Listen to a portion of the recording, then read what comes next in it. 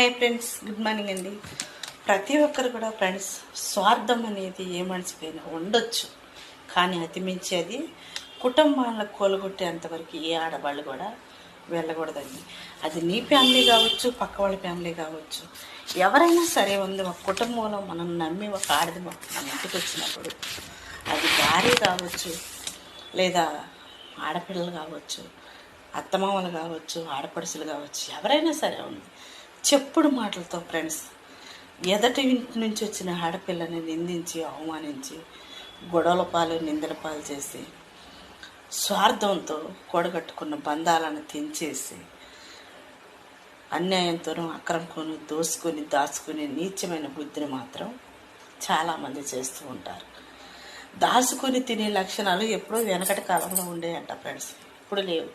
కానీ ఇప్పుడు ఏమైందంటే మోసం, అన్యాయం, కుట్రలు, కుతంత్రాలు.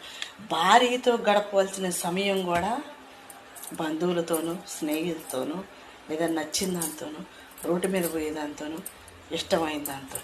బజార్లో తిరిగే కొన్ని కుక్కలు ఉంటాయి చూసారా, అలాంటి నీచమైన కుక్కలు కనపడ్డదాంతల్లా తోకకుండా పోతుంటాయి. కొంతమంది మగవాళ్ళు కూడా అంతే ఫ్రెండ్స్, చాలామంది ఉన్నారు ఇలాంటి వాళ్ళు.